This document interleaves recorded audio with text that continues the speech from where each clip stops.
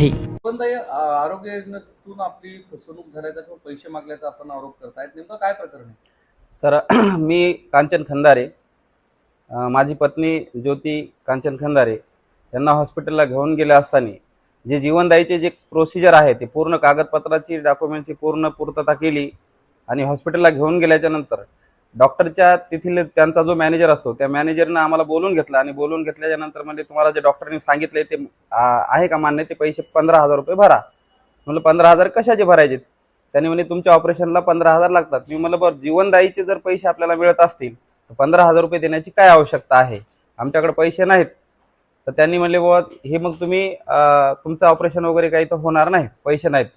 कोणत्या हॉस्पिटलला गेले? विठाई हॉस्पिटल या ठिकाणी गेलो सर, नांदेड या ठिकाणी.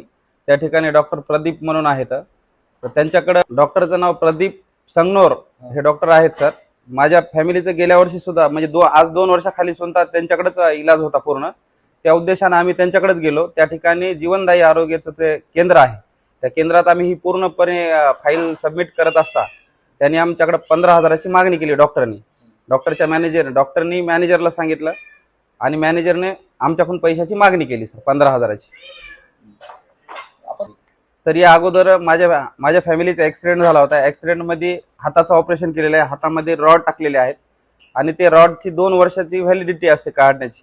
तर 2 वर्ष पूर्ण होऊन गेल्यामुळे आम्ही संबंधित डॉक्टरकडे अगोदर याच्यापूर्वी 14 तारखेला गेलो होतो. तर 14 तारखेला त्यांनी सांगितलं की जीवनदायीसाठी तुम्हाला हे लागणारे जी प्रोसिजर आहे पूर्ण कंप्लीट करून घेऊन या आणि पैसे घेऊन या सोबत. तर आज आमच्याकडे पैसे नसताना माझ्या सासूनी आणि बायकोनी घरातलं सोनं मोडून ते पैशाची पूर्ण